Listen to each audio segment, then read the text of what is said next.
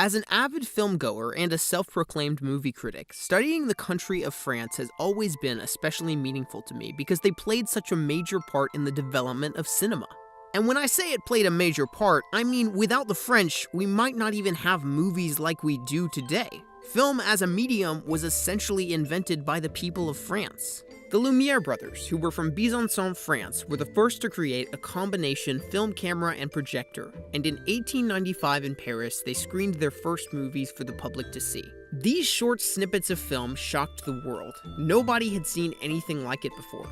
Funny enough though, while they invented film, the Lumiere brothers' involvement in it was surprisingly short-lived. The two of them saw it as a novelty circus invention and explicitly stated that it didn't have a future. However, this didn't stop other filmmakers from trying to capture what the Lumieres had done, and some, like Georges Méliès, managed to surpass everything the brothers performed tenfold.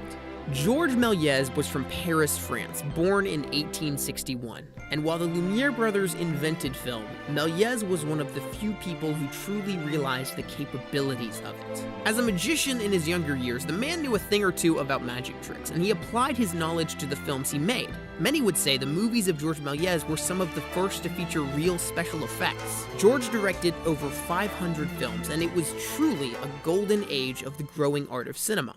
That was until World War I.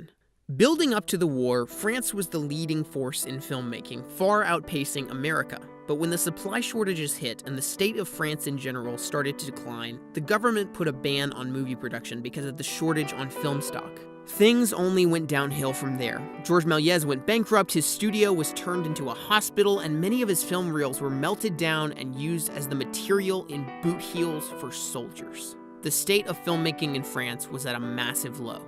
It took decades for things to improve, and 2 world wars. But when French cinema started to have its comeback, well, let's just say it made an entrance. In the 50s and 60s, what would become known as the French New Wave of cinema started to occur. This marked a true resurgence of creative, artistic, and innovative cinema in France and cinema as a whole. Filmmakers such as François Truffaut, Jean-Luc Godard, and Eric Rohmer all came to prominence during this era, and a new style of filmmaking started taking a foothold in France.